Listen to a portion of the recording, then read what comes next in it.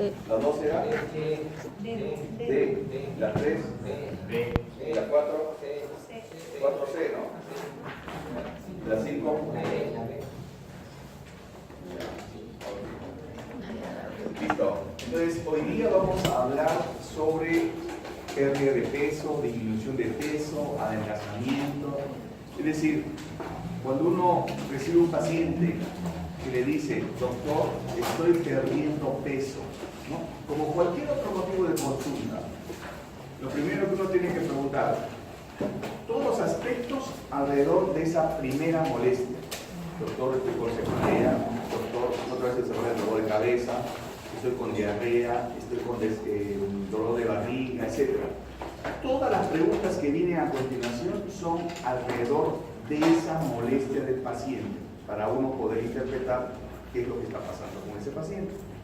Si el paciente dice, estoy disminuyendo de peso, por supuesto las preguntas van alrededor de esa molestia. ¿Desde cuándo? ¿No? ¿Cómo es? ¿En qué momento? ¿No? ¿Con qué frecuencia? ¿No? ¿Desde cuándo está perdiendo peso? Y la otra pregunta es si la pérdida de peso se acompaña de otra molestia, porque esa es la interpretación, ¿no es cierto? Si se acompaña de otra molestia. Entonces, del mismo modo como interpretan la cefalea desde cuándo, con qué frecuencia, y después viene asociado a qué está la molestia que requiere el paciente. En este caso vamos a tratar de la disminución de peso. Ustedes saben que es lógico pensar que una persona puede disminuir de peso, ¿no? Porque deja de comer, ¿no es cierto? Es lo más obvio. No baja de peso porque deja de comer o no está comiendo lo suficiente por X motivo. Pero también hay que recordar que el peso corporal tiene un fondo genético. Hay personas que son delgadas, así que no hay que confundir con una persona que es delgada constitucional con una persona que se va desnutriendo, que es diferente. Y además hay otro grupo de personas que por X enfermedad pierden peso. Entonces uno tiene una amplia gama de diagnóstico diferencial para ver cuál es la causa de pérdida de peso de ese paciente. Entonces vamos a analizar uno piensa que es desnutrición, pero no siempre es así. Interpretando la pérdida de peso, lo primero que tenemos que señalar es la pérdida de peso es el resultado de una ingesta energética disminuida o un gasto energético elevado. Es decir, hay personas que exageran con la actividad física, por supuesto, ¿no? Son meticulosas con lo que comen, ¿no? Al ritmo ya de exagerar las cosas. Entonces, eso ya es un trastorno de conducta alimentaria, ¿no es cierto? Una ortorexia que podría explicar la pérdida de peso. Por eso uno tiene que analizar, ¿el paciente en realidad no está satisfaciendo su ingesta energética o está gastando demasiada energía? Que puede ser por motivo de enfermedad, ¿no? El wasting que se ve en el VIH también es gasto de energía, ¿no? Elevado, y si el paciente va perdiendo peso. La pérdida de peso de esa manera puede ser clasificada como voluntaria e involuntaria. Entonces ahí viene una pregunta alrededor de la pérdida de peso. ¿Esa pérdida de peso es voluntaria o involuntaria? Porque es diferente, ¿no? Yo pierdo peso porque yo quiero. Yo pierdo peso y no sé por qué pierdo peso. Son situaciones diferentes. La pérdida de peso, por ejemplo, involuntario, frecuentemente indica que es un problema médico y psiquiátrico, ¿no? Eso es lo que indica la pérdida de peso involuntaria. La pérdida de peso voluntaria en individuos con sobrepeso o obesidad es lo que uno espera, ¿no? Que el paciente, como trata de cuidarse, hace su plan de alimentación, ¿no? Y bueno, esa es una pérdida de peso benigna, que acá no hay problema, pero uno tiene que averiguar en la historia clínica, ¿no? Que eso es benigno en la mayoría de los casos. Sin embargo, la pérdida de peso voluntario en individuos sin exceso ponderal, porque se creen gordas, porque están demasiado adiposos según ellos, y ellos son luces delgados, ¿no? Eso hay una distorsión de la autoimagen de la persona. Entonces eso ya es una manifestación de orden psiquiátrico. Estamos hablando de la anorexia nervosa, ¿no? Es un trastorno psiquiátrico eso. Entonces uno tiene que identificar qué es la anorexia nervosa, cuáles son los grupos de riesgo de la anorexia nervosa, ¿no? Las bailarinas de ballet, los atletas, ¿no? Generalmente gimnastas, ¿no? Todo ese grupo de poblaciones están en riesgo de eso por las exigencias de la misma actividad que realizan.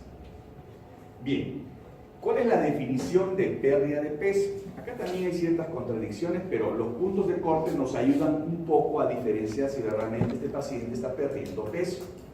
Ustedes ven, la pérdida de peso clínicamente importante es tradicionalmente definida como una pérdida de peso mayor al 5% del peso corporal usual en un tiempo de 6 meses. O sea, no es lo mismo una persona que durante los 6 meses está perdiendo peso, a que le digan, no, yo siempre he sido delgado. O sea, los últimos 6 meses yo tengo el mismo peso, peso 45 kilos, ¿no? Y sigo siendo delgado, pero no he perdido, pues es diferente.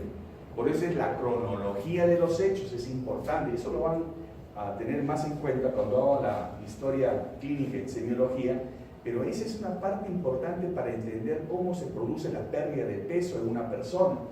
Si es una pérdida de peso que no es evidente y la persona luce delgada, y por ejemplo consulta por delgadez, pero no está perdiendo peso, es una persona que puede ser normal, porque hay personas que son delgadas y tragan como si fuera la última vez y siguen siendo delgadas, ¿no es cierto?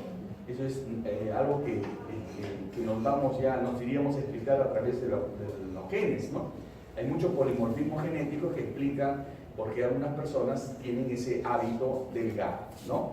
Ahora, estos estándares que estamos describiendo siempre son arbitrarios, de tal manera que el médico tiene que interpretar en cada paciente si esto se cumple, ¿no? Y requieren, pues, como dice ahí, una evaluación más exhaustiva, más rigurosa, dado que no se diferencia si la pérdida de peso es a predominio de masa grasa o predominio de masa magra. Uno ya sabe, cuando una persona obesa se enferma, por ejemplo, pierde peso, ¿ok? Pero pierde peso a predominio de masa grasa. Una persona que es delgada normalmente cuando se enferma y pierde peso a predominio de masa magra, ¿no? Resulta algo importante comprender eso, porque el delgado normal que sufre con una hepatitis, ¿no?, se adelgaza y nota que pierde peso. Y una de las quejas es que ha perdido peso, y aparte de los otros molestias que se ven en el fondo de la enfermedad. Entonces es muy importante ver eso. Y por otro lado, normalmente un individuo que va avanzando en edad va perdiendo peso, ¿no? Es bien difícil ver una persona de 80, 90 años obesa. Es bien difícil, ¿no? Hay algunas personas, ¿no?, que llegan así, pero generalmente van perdiendo peso, se van consumiendo. ¿Y qué es lo que se consume? La masa magra. La masa magra es lo que se llama la sarcopenia fisiológica. La sarcopenia fisiológica. Y esa sarcopenia fisiológica comienza generalmente a partir de los 61 años, ¿no?, en donde la hormona de crecimiento, que ya estaba baja, porque se incrementó en la pubertad y luego bajó a un rango normal del adulto, porque la hormona de crecimiento también tiene otros efectos metabólicos, baja aún más a partir de los 61 años, y lo que se llama en fisiología del envejecimiento se llama la somatopausia. La somatopausia es una declinación funcional de la hormona de crecimiento con disminución, el inicio de la disminución de la masa magra, que se llama sarcopenia. Eso se llama sarcopenia fisiológica. Entonces ustedes van a entender que por ejemplo, si recuerdan eso, ustedes van a decir, viene una persona de 79, 80 años, viene a su consulta, le dice, ¿sabe qué, doctora? El otro día me levanté y me caí en la cama. Y viene con la hija y la hija dice, doctor, ¿sabe que lo traigo a mi papá? Porque el otro día se mareó, ya, le metió la palabra mareó, ¿ok? Le está dando un síntoma que el paciente de repente no tiene. Mi papá se mareó y se cayó. Usted tiene que indagar. ¿Quién es el paciente? ¿Es un niño, un adolescente, un adulto joven, un adulto mayor o un adulto ya de avanzada edad?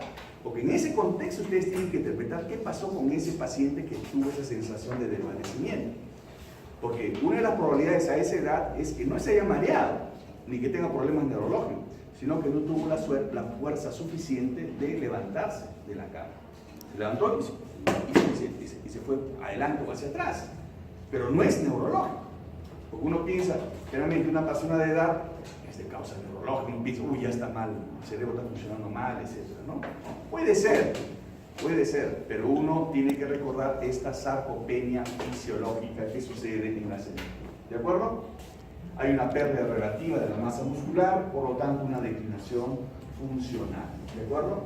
Y por lo contrario, una pérdida de peso pero no de masa grasa mejora la condición clínica. Yo le decía el otro día, para mejorar la condición metabólica de un obeso, no es necesario que pierda pesos del peso ideal, solamente es necesario que pierda un 5 a 10% de exceso de peso, nada más. Entonces uno tiene que ser real con el paciente, ¿no? Uno no lo va a engañar, no le va a decir, ¿sabe qué, señor? Usted, el señor viene porque está obeso, entonces le dice, quiero bajar de peso, pero quiero bajar de peso ¿por qué? No es que quiero verme como Charles Atta, quiero verme como Schwarzenegger cuando era joven, ¿no? Ese es un objetivo que desde el punto de vista médico pues no tiene mucho sentido. Desde el punto de vista médico lo que tiene sentido es que ese exceso de peso no se correlaciona con riesgo de salud. Y para evitar el riesgo de salud tiene que evitar la resistencia a la insulina. Y para evitar la resistencia a la insulina tiene que bajar un 5 a 10% del exceso de peso nada más. Entonces esos son los datos reales. ¿De acuerdo? Bien. Cuando existe una pérdida de peso involuntaria que excede el 10% del peso ideal, en individuos no obesos se debe investigar las causas y las consecuencias potenciales. La pérdida involuntaria de peso que excede ya el 20% usualmente está ya asociada a severa malnutrición proteica energética, deficiencias nutricionales y difusión multiorgánica, por supuesto, ¿no? Uno ve a un individuo que de repente ha sido gordito y comienza a bajar de peso y hace poliuria, polidipsia, ¿no? Esa es diabetes, esa es la clásica diabetes, ¿no? Uno ha sido gordito y de repente en los últimos meses comienza a bajar de peso, ¿no? Pero esa baja de peso con poliuria y polidipsia, se levanta el día en la noche, esa es diabetes. Es diferente a un individuo que está perdiendo peso y tiene palpitaciones, tiene cefalea, ¿no? Y va perdiendo peso y sudoración y de repente le encuentran bocio, es hipertiroidismo. Es diferente a un individuo que de repente es un joven que tiene febrículas en la tarde, va perdiendo peso, tiene fiebre, tiene tos persistente en 3 meses, eso puede ser TED, ¿no es cierto? O una población en riesgo que me indique de repente este sujeto tiene alta probabilidad por su vida que lleva de tener VIH y está perdiendo peso. Entonces vean cómo manejar la pérdida de peso. Y ustedes tienen ahí relaciones porcentuales que les orientan bastante en la clínica. Ahora, la OMS también ha planteado unos criterios. La OMS trata de mantener unos puntos de corte que generalmente no se cumplen así tan sencillamente como plantean, pero más o menos les da una idea de qué es lo que ustedes deben considerar como pérdida significativa de peso relativa al tiempo. Pérdida de 2 kilos en un mes, ¿no? 5% de pérdida de peso en un mes, 7.5% de pérdida de peso en 3 meses o 10% de peso en 6 meses. ¿De acuerdo? Esos son los criterios de la OMS. La evaluación cualitativa de la pérdida de peso se debe referir los datos previos del paciente. Por supuesto, cuánto pesaba en los últimos 6 meses, el patrón, la duración de la pérdida de peso para establecer si la pérdida de peso es progresiva. En medicina hay un principio desde la medicina socrática. ¿Cuál es? La progresión. Tanto es así que si uno tiene al paciente, es como en pediatría dice, el bebito está con fiebre, le da el antibiótico el pediatra, ¿no? Al tercer día ya tiene con fiebre. Entonces la pregunta ahí es, señora, pero su bebé en comparación a ayer está mejor, igual o peor. No está igual. Entonces está bien. Si usted vuelve a empeorar. O al cuarto día, pero mi hijo sigue con fiebre, está con malestar, no come. Ya comienza a aumentar otros síntomas, ¿no? Otra molestia. Pero su hijo está mejor, peor, o va mejor, o está, digamos, igual. No, está mejor, pero no come. Entonces la mamá le mete otro, pero no come, ¿no? Eso es natural, pero el médico tiene que diferenciar, ¿no? Si realmente el paciente está mejor o no, ¿de acuerdo?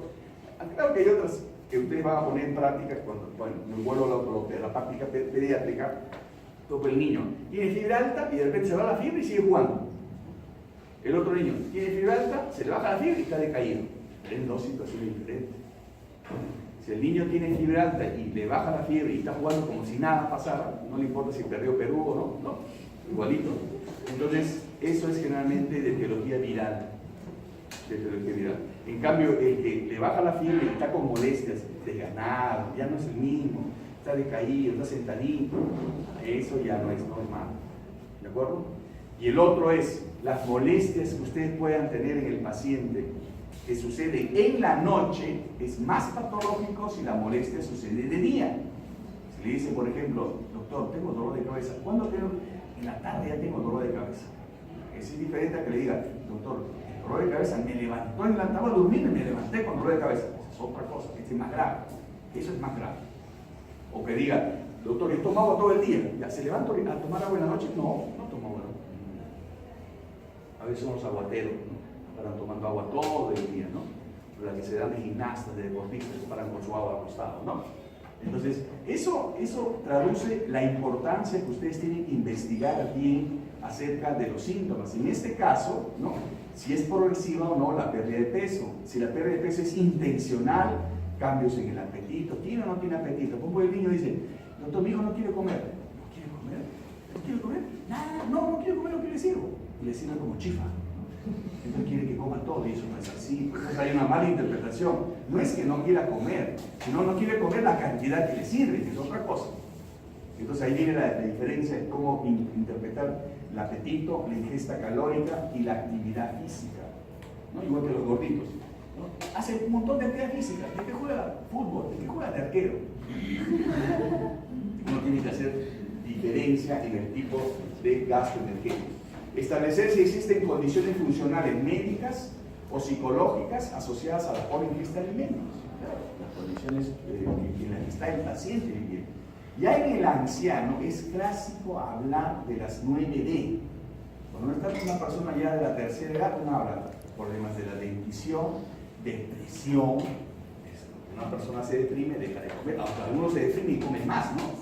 Para que vean cómo es diferente la reacción del cuerpo. No es igual. No es igual.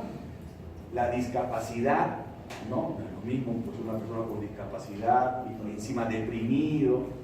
La disgeusia, que normalmente va sucediendo en el adulto mayor porque se van atrofiando las papilas gustativas, es normal que el paciente no sienta sabor por la comida, ¿no? Pero también hay que ver que no tenga deficiencia de zinc, que eso produce hipogeusia también. La demencia senil, que es una cosa muy frecuente hoy en día, ¿no? Entonces, tenemos una sociedad más longeva, por lo tanto ustedes tienen que estar alertas a eso. El uso de drogas, ¿no? Y vuelvo, doctor, tengo sueño todo el día, pero ¿cómo no va a tomar sueño si toma pastillas para dormir todo el día? Entonces uno tiene que, en la historia clínica uno tiene que averiguar los datos, ¿no? La disfagia, ¿no? Que puede producir problemas, ¿no? Hay viejitos que no quieren hablar, y de repente no pueden pasar los alimentos porque hay algo orgánico, un cáncer de esófago, por ejemplo. La dolencia, esa es una cosa bien general, ¿no? Porque es cuando una persona va envejeciendo aparece el síndrome del cóndor. ¿Sabes lo que es el síndrome del cóndor? Con dolor de hombro, con dolor de rodilla, todo comienza a doler, ¿no? O sea, la persona es normal, se va envejeciendo, las articulaciones, etcétera, ¿no? Entonces la dolencia en general, la diarrea, que es otra cosa, es muy importante ver la etiología de la diarrea. Entonces ahí tiene la 9D, en la persona de adulta mayor. Este cuadro que parece engorroso es la parte más importante de la clase, para mí. ¿Por qué? Porque, miren, comenzamos en este orden. Primero documentamos la pérdida de peso en los últimos 6 meses, ¿de acuerdo? Con todos los puntos de corte que hemos hablado. Primero. Segundo, hacemos la historia clínica completa, revisión de los diferentes sistemas y aparatos, la historia dietaria, la historia familiar, porque hay familias de delgados, así como hay familias de obesos, hay familias de delgados.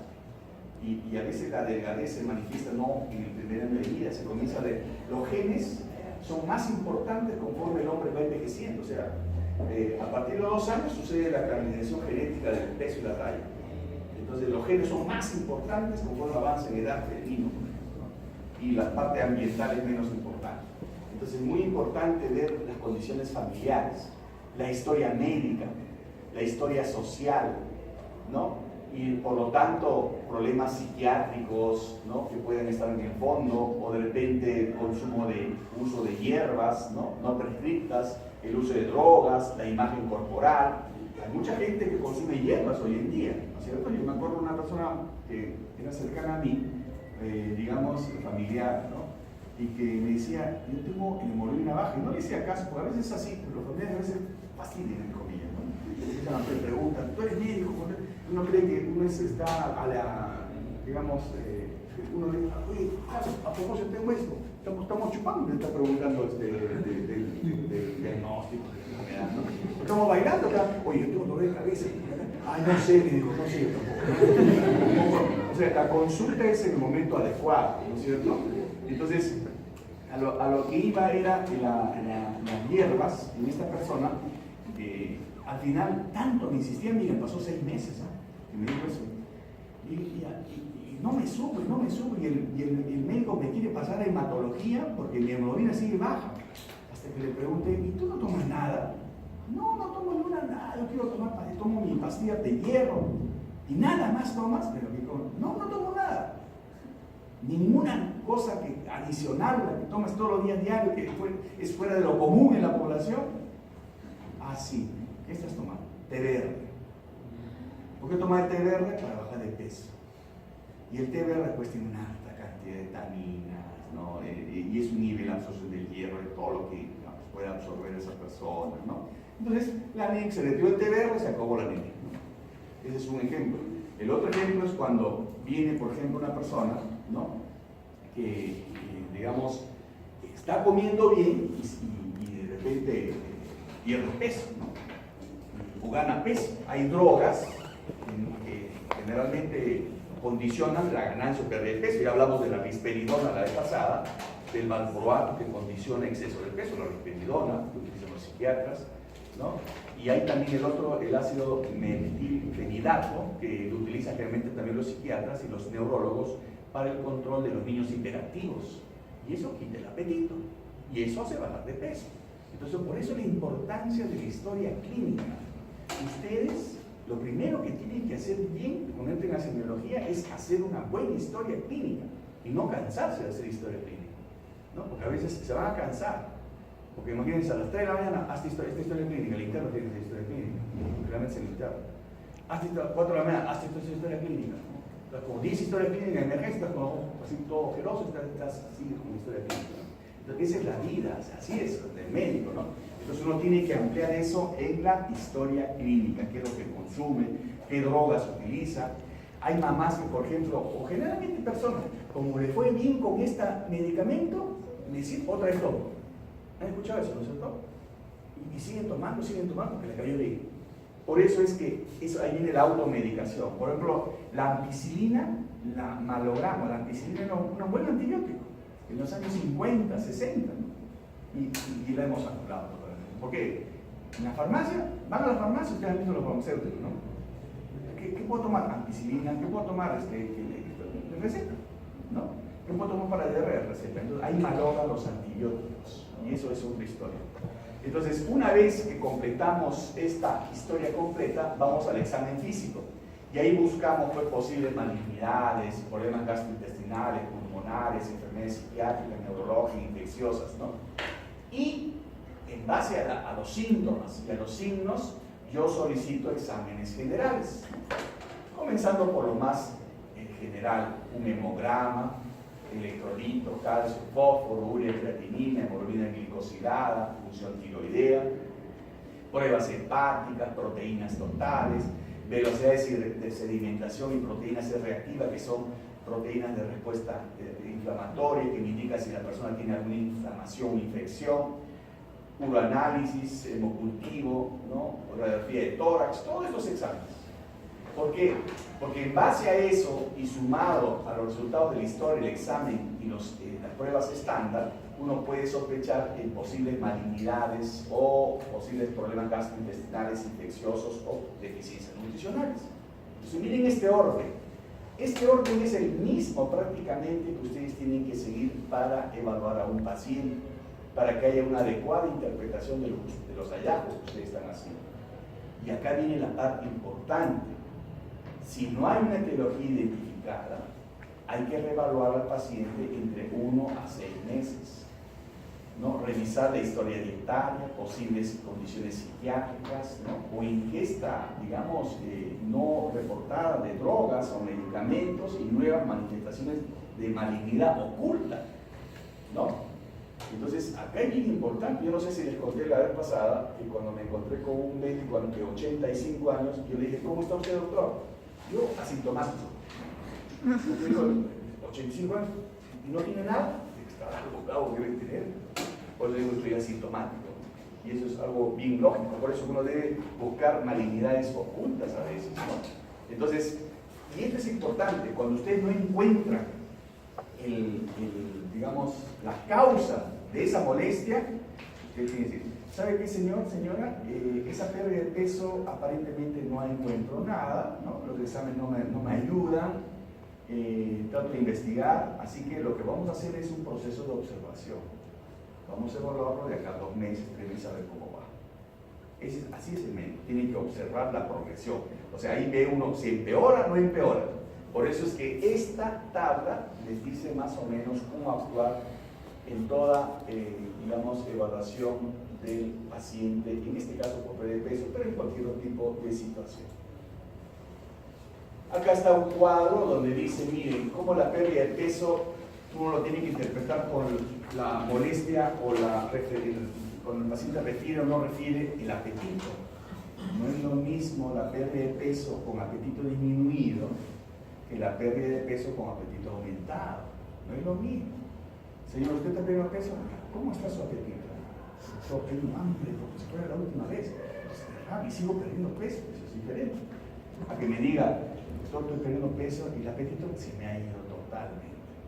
No, entonces ya eso ya hace que uno pierda de estas posibilidades, ¿no? Por ejemplo, pérdida de peso involuntaria con apetito incrementado, hipertiroidismo. Y claro, el hipertiroidismo. Pérdida de peso involuntaria con apetito disminuido, cáncer. ¿De acuerdo? O desórdenes psiquiátricos. Y después ya viene la pérdida de peso involuntaria. La pérdida de peso voluntaria, acá están abajo en el cuadro. O sea, ahí tienen para revisar las causas diferentes. Ahora, estas causas de peso pues se deben investigar con exámenes dirigidos, ¿no? Es un cuadro más o menos que les dice la idea, bueno, estoy sospechando diabetes, tengo que hacer glucemia, estoy sospechando hipertiroidismo, por las tiroideas, estoy sospechando esofagitis, le pido eso, estoy sospechando tuberculosis, ¿no? Esta es la relación más o menos. Eso lo van a aprender conforme avancen sus estudios para que ustedes vean qué pedir. Pero la idea es pedir con lógica, no disparar todos los exámenes tampoco, ¿no? Entonces, ¿cuál es el mensaje acá? Que el exceso de peso o la pérdida de peso significa una respuesta del cuerpo y no todos respondemos igual. Y ahí viene la diferencia de la expresión de las manifestaciones clínicas. No todos tenemos la misma manifestación clínica. Entonces, eso es lo que tenemos que recordar acá, ante un exceso y una deficiencia. Ahora, cuando uno pierde peso, generalmente uno va a la parte nutricional, ¿no es cierto? Claro que hay consecuencias, ¿no? También cuando uno pierde peso, de diferente manera, claro, hay consecuencias del calentamiento global, ¿no? Cuando uno pierde peso, inmediatamente retrocede a sus estudios de bioquímica, porque eso no cambia. Esa parte es parte como si fuera anatomía, ¿no? ¿Por qué? Porque cuando uno pierde peso se activan las vías catabólicas. Por concepto, todo enfermo es catabólico. Entonces, de esa manera tienen que interpretar la situación de cada paciente. ¿Y qué significa que se activan las vías catabólicas? Por supuesto se activa la glucogenólisis, la gluconeogénesis, la cetogénesis, la lipólisis, la proteólisis, unas más que otras, de acuerdo a la condición metabólica de la persona. Y eso se debe a que la insulina baja y las hormonas contrarreguladoras suben.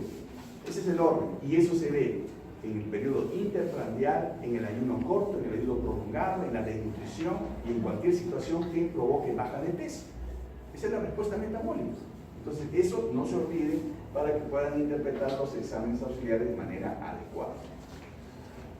Es más, cuando el individuo comienza a perder peso, moviliza masa magra y moviliza masa grasa, ¿no es cierto? Entonces, la masa magra libera alanina para que la alanina por gluconeogénesis forme glucosa y la glucosa sea utilizada principalmente por el cerebro.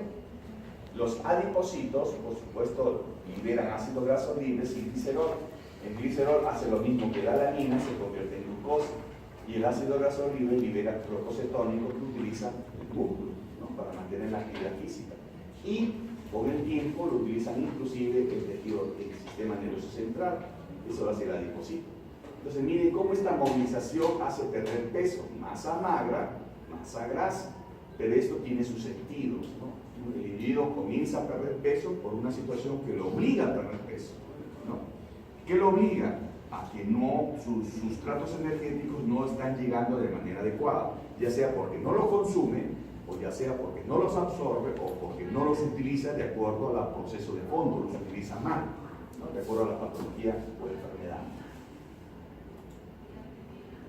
En la desnutrición ya cobra otro tipo de sentido, ¿no? Acá es una enfermedad social con componentes biológicos, por supuesto. Este es un proceso patológico, sistémico, inespecífico, es consecuencia de deficiente utilización de nutrientes por la célula, potencialmente reversible, varias manifestaciones clínicas y diversos grados de gravedad. La desnutrición, por supuesto, implica deficiencia en la ingestión o absorción o utilización de nutrientes, una situación de consumo o pérdida excesiva de calorías, o de repente un incremento de requerimientos que no son satisfechos, o individuos con propensión a enfermedades. Este es un círculo que nos da una idea de cómo es el círculo de la desnutrición, de la malnutrición por defecto. Miren, como niños pueden nacer con bajo peso al nacimiento, ¿no? Eso tiene mayor tasa de mortalidad, problemas en el desarrollo, mayor riesgo de enfermedades crónicas del adulto, de repente mal orientado en la alimentación, infecciones frecuentes, por lo tanto su crecimiento es insuficiente, ocasiona niños con retraso de crecimiento y posteriormente adolescentes con retraso de crecimiento y adolescentes que se embarazan. Miren, y otra vez estos adolescentes dan otra vez niños con bajo peso, es un círculo. Entonces, y esto si es que llegan a la vejez, como ancianos malnutridos, ¿no? Con capacidad reducida al cuidado de los niños, ¿no? Entonces, esto es muy importante porque uno ve que hay muchas variables que hacen que una persona pueda ganar o perder peso, ¿de acuerdo? Entonces, el médico debe interpretar todo esto en función más o menos a todas estas variables. Acá les dan las etapas evolutivas de la nutrición. Hay un periodo prepatogénico, ¿no? Donde hay determinantes sociales y familiares, y hay nutrición sin afección, ¿no? Y acá es el periodo patogénico, donde ya se da la afección por el estado de nutrición. Al comienzo es subclínico. ¿Por qué? Porque todos tienden a compensar por la homeoresis, ¿no? Y después clínicamente algunos se recuperan, y al recuperarse ya entran al periodo postpatogénico y hay que recuperar las situaciones residuales, ¿no? Que a veces dejan secuelas, ¿no? Entonces es muy importante entonces considerar en el paciente que va perdiendo peso. ¿Y cómo hacer el diagnóstico de la pérdida de peso? Es usando lo mismo que utilizamos para la obesidad, el índice de masa corporal. Esta es la clasificación que ustedes deben utilizar tomando en cuenta el peso para la talla, ¿de acuerdo? O sea, el peso sobre talla al cuadrado, y eso les da el índice de masa corporal. Si ese índice es menos de 18.5, entonces ya estamos en problemas, ¿no? Porque lo normal es de 18.5 a menos 25. Con la única observación que hay variación en algunas poblaciones étnicas diferentes a la nuestra. Pero nosotros no tenemos problema porque nosotros somos un cóctel de razas, ¿no? Pero por ejemplo la raza asiática considera como máximo no 25 sino 23 los asiáticos, ¿no? Entonces esos son cortes debido a el fenotipo del asiático, ¿no? Menos de 23 es acá lo normal. Comienza el problema a variar a partir del 23, ¿no? Pero en general la clasificación se da según este cuadro. En niños es un poquito más fácil tener en cuenta porque el niño está en crecimiento. Entonces el niño dice, este chato, ¿por qué chato? Lo primero que uno busca cuando uno ve un niño que no crece es la causa nutricional. Claro, si uno lo ve así, no es desnutrición, no, total, aguda, ¿no? Pero si uno lo ve así, es bajito, hay que explorar si es por desnutrición, ¿no? Porque este puede tener peso adecuado para la talla y talla baja para la edad. Entonces, un niño desnutrido crónico puede ser, ¿no? Que no ha alcanzado la talla porque está desnutrido de hace mucho tiempo. En cambio, el que se desnutrió de un momento a otro, este puede perder más peso y después la talla, ¿no? Acá como este, ¿no? Perdió rápidamente el peso, pero no le dio tiempo a perder la talla. En cambio, este sí está más comprometido porque perdió peso y perdió talla en comparación a un niño normal. ¿de acuerdo? Y ahí va la clasificación que ustedes van a recordar siempre, que es la clasificación de Wharton. Bien, cuando uno habla de nutrición, porque una persona se desnutre es de causa primaria, causa secundaria, ¿no? La primaria es porque falta el aporte en cantidad o cantidad de alimentos consumidos, o porque hay escasez de alimentos en algunas sociedades que son pobres, y más si se agrava y hay falta de higiene y de cultura nutricional. Y secundaria cuando la desnutrición o la pérdida de peso está asociada a un problema de fondo, que hace que el paciente no absorba o pierda muchos nutrientes o tenga una pobre biodisponibilidad de minerales, ¿no? Interferencia. Y hay de nutrición mixta también, ¿no? Primaria, secundaria y mixta. Entonces el examen físico va a uno a indagar. ¿Es un paciente que pierde peso sin signos de carencia o con signos de carencia asociados o con signos de obesidad? ¿No? Cuando ustedes estén de internos, el médico les va a decir, preséntame el paciente. Aparte que ustedes le van a decir la historia, en el examen físico ustedes le van a decir, es un paciente que luce delgado, es un paciente que luce obeso. Es importante comenzar por ahí, porque no es lo mismo un delgado asmático que un obeso asmático, es diferente. Por eso que el estado nutricional debe hacer una antelación, un criterio de antelación ante toda otra expresión que ustedes se dan en la clínica. Y todos estos datos son importantes. En niños, ¿no? Por supuesto, hay, digamos, clasificaciones más características, ¿no? De ellos, ¿no? Acá se consume más el peso en la aguda y en la crónica más la talla, ¿no? Y acá se habla de marasmo y de guayordo. Marasmo y guayordo son situaciones extremas de desnutrición que ya no existen felizmente en nuestro país, ¿no? Antes habían acá. De las 22 camas que hay en un servicio de medicina, 20 eran así, marasmo, guayordo. Ahora no hay. Ahora ahí son pacientes que pueden estar delgados, pero que no es bien difícil encontrar un guayordo o personas marasmáticas, ¿no? Muy delgadas, extremadamente delgadas, ¿no? Este marasmo implicaba un adelgazado extremo, pero a la vez un adelgazado compensado, o sea, un desnutrido que estaba compensado. Pero el guayordo es un desnutrido edematoso descompensado. O sea, ¿cuál es más grave? El guayordo, porque el guayordo al tener edema es incapaz hasta de manejar el agua de su cuerpo, ¿no? Y puede haber combinaciones de los dos, ¿no? Hay detalles importantes, cómo uno puede ir averiguando si el crecimiento, por ejemplo, del niño se detuvo o no. Hay estas famosas líneas de Harris. Estas líneas de Harris, ¿no? Significan que en el momento que si el niño detiene su crecimiento y en el momento que nuevamente lo asume otra vez, se forma una línea. Esas son las líneas de Harris.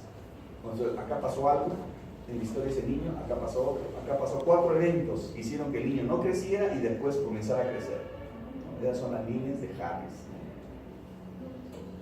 Esto se ve también en fósiles antiguos, donde se supone que había desnutrición, ¿no? ¿Y eso se puede ver en adultos?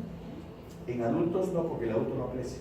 No, pero o sea, no quedan esos signos. Claro, en adultos jóvenes se puede ver, porque en la radiografía de mano, en la zona distal del radio, ahí se ve mejor. Este es el marasmo. Antes veíamos pacientes así, marasmo, ¿no? Como le digo, ya no hay mucho de esto. Lucen delgados, pero no son por estas características, ¿no? Esto se debe al defecto de consumo de calorías. El marasmo es consumo de calorías y eso compromete ya la actividad física inicialmente, la reserva de tejido celular subcutáneo. El guayordo es más falta de proteínas, ¿no? Pero el mecanismo de adaptación es el mismo. Miren, ¿cómo puede una persona vivir así? ¿Cómo una persona puede vivir así? Es porque el ser humano es una máquina que compensa. Y lo compensa porque eleva las hormonas contrarreguladoras y disminuye la insulina. Es lo mismo que ustedes han visto hace un momento. ¿Y cómo disminuye las hormonas tiroideas para conservar el metabolismo? Porque imagínense si las hormonas tiroideas estuvieran igual de normales en este paciente, estaría más consumida. Por eso que se adapta al nuevo estado metabólico y el IGF-1 también está bajo. El guayordo, por otro lado, es el desnutrido con edema, ¿de acuerdo? La palabra guayorco viene del idioma africano ga, que significa enfermedad que afecta al primer niño después que nace el segundo niño. ¿Por qué? Porque como el periodo intergenésico es muy corto, está dando el lactar al primer niño y nace el segundo, y lo deja al primero y le da lactar al segundo, y al primero lo abandona. Entonces ahí es donde viene la deficiencia de proteínas, ¿no? Es una desnutrición de desadaptación. Ahí no está adaptado, ahí no está en homeoresis, está totalmente descompensado. ¿Ok? Porque el edema sucede por disminución de la porción oncótica, ¿no? Y eso ya tiene problemas en cuanto a la distribución de fluidos. Y también tiene pues el hígado infiltrado de grasa. ¿Por qué? Porque la DLDL que saca grasa en el periodo interprandial, la DLDL tiene proteínas. Como ellos no tienen proteínas, no se forma DLDL. Entonces la grasa se queda en el hígado. Por eso tienen hígado graso. Que es diferente al hígado graso del obeso, donde la adiponectina disminuye, la disminución de la adiponectina disminuye la oxidación de grasa, por eso se queda la grasa ahí. Miren, los dos hacen hígado graso, tanto el obeso como el desnutrido. Miren hasta rubio está, ¿no? Antes la gente pues creía, no, mi hijo está volviendo rubio, lo que le falta es hablar inglés. Y no era pues que estaban bien, ¿no? Sino que lo que pasa es que estos son deficiencias en minerales, de aminoácidos, que producen esta decoloración, y miren que la mano es edematosa. Y la misma compensación. Hormonas contrarreguladoras, insulina bajo, hormona tiroidea bajo, IGF-1 bajo, hormonas sexuales bajo, ¿no? Es la misma compensación. Y acá hay un detalle bien importante, ¿no? Porque la microbiota hoy en día se debe comprender mucho más de lo que es una simple flora bacteriana, porque realmente ustedes lo han llamado flora bacteriana, ¿no es cierto? ¿Así la han llamado flora bacteriana? ¿En microbiología le llaman flora bacteriana o no? Hermano, así, ¿cómo le llamaban? A ver, ¿cómo le llamaban a la flora bacteriana? Flora bacteriana es una jungla, la flora bacteriana no es, ¿no? Se llama microbiota o microbioma. O sea, eso ya tiene otra connotación, nos ayuda al metabolismo del microbiota. Miren esto nomás, este es un ejemplo. Cómo las heces de niños sanos, cuando se trasplantan a un ratón, heces de niños sanos, ¿sabes? Se trasplantan a un ratón, el ratón conserva su peso. Cuando las heces de niños desnutridos con guayorco lo trasplantan al ratón, miren cómo va el peso. Entonces ustedes ven que no solamente se trata de alguna manera del alimento, sino se trata del microbioma que hace que esté diferente en el niño desnutrido que en el niño normal. Y sobre el microbioma ustedes van a llegar en fisiopatología de muchas enfermedades, ¿no? Hasta de depresión, en el microbioma, en diabetes, en obesidad, ¿no? Entonces eso es importante que lo tengan en cuenta. El guayorco produce alteraciones inmunológicas, ¿no? Principalmente comprende la depresión de linfocitos T, esa de complemento. Se atrofia tanto el timo, en niños especialmente, que da la apariencia que no tuviera timo. Por eso le llaman timentomía, y se llama timentomía nutricional, como si le hubieran sacado el timo, ¿no? Y por deficiencia de zinc y vitamina A. Hay marcada disminución de linfocitos por debajo de los 500, alteraciones de la función leucocitaria, como ustedes ven acá. Y esto es un ejemplo de homeoresis, cómo se adapta el cuerpo. El organismo se adapta, ¿no? Y eso es lo que uno tiene que comprender. Si yo tengo un desnutrido que le pidieron por rescatar hipotiroidismo y me sale la hormona tiroidea baja y la TSH normal, no voy a decir que es un hipotiroideo. Yo tengo que ver el contexto del paciente. Por eso yo no puedo ver el examen auxiliar. Yo tengo que interpretar el examen auxiliar en el paciente. Entonces yo digo, no, yo no le voy a dar hormona tiroidea. Es un desnutrido, primero realimento. O en el otro lado, veo un paciente gordito y de repente la TSH, que su nivel máximo es 4.5, está en 6, y lo veo gordito, no le veo nada más. No le voy a dar un tratamiento porque le encuentro la TSH elevada. Primero le digo, controla tu peso para que revalore otra vez tu hormona. Porque esas son condiciones metabólicas que el individuo trata de adaptarse al bajo de peso o al exceso de peso. En este caso, miren cómo la hormona tiroidea baja. ¿Por qué? Porque hay una disminución de la globulina fijadora de tiroxina hay mala absorción de yodo, hay disminución de la captación de yodo, hay defecto de la organificación de yodo, disminuye la T4. ¿Y por qué disminuye la conversión de T4 a T3? Porque la suprarrenal dispara más cortisol, porque la desnutrición es un estrés nutricional y el cortisol bloquea la conversión de T4 a T3 y más bien favorece la conversión de T4 a T3 reversa o inactiva. ¿Para qué? Porque toda esta cascada de consecuencias para disminuir la termogénesis, disminuir el consumo de oxígeno y conservar energía para que la persona siga viviendo, conservar proteínas. Es la importancia de la homeoresis en base a las hormonas tiroideas. Y del mismo modo con la insulina, porque si baja la insulina es porque está el individuo en catabolismo, porque la insulina, digamos, al estar disminuida favorece el catabolismo, ¿no? de carbohidratos, proteínas, grasas. ¿Para qué? Para fomentar disponibilidad de sustratos energéticos. Eso es lo que sucede con disminución de la insulina. ¿Y por qué disminuye la insulina? Porque hay disminución de aporte de glucosa, porque disminuye el potasio.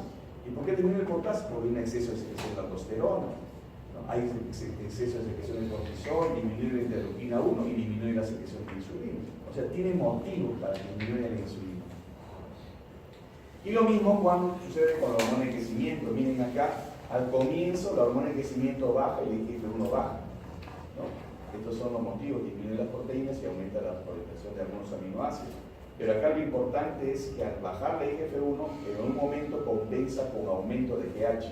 Esta es la parte crónica y esta es la parte aguda del desnutrido. Y esta es la parte crónica. Cuando uno ve el desnutrido crónico, por ejemplo, si uno sospecha que la IGF-1 está baja y la GH está normal, uno puede decir pues que voy a dar hormona de crecimiento para levantar la IGF-1. Primero tengo que ver cómo está el virtud, ¿no? Porque el IGF-1 es muy dependiente del aporte de energía, ¿no?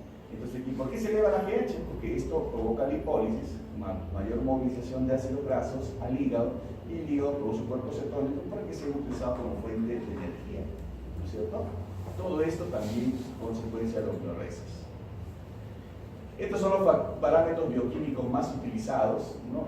Cuando la situación es pues, excelente, cuando uno tiene a la mano, ¿no? Pero ¿qué es lo que ustedes van a usar generalmente en los hospitales? Proteínas totales, fraccionadas, albúmina, cosas que no sirven mucho, ¿no? Porque la albúmina puede estar normal hasta un guayot, porque la vida media es más prolongada. En cambio, la proteína ligada de retinol tiene vida más corta, es más fidedigno. Y la prealbúmina es un buen indicador. El problema de la prealbúmina es que yo no puedo utilizarla si ese desnutrido está infectado. Porque si está infectado, está normal la prealbúmina. ¿Y por qué está normal? Porque es una proteína de respuesta aguda.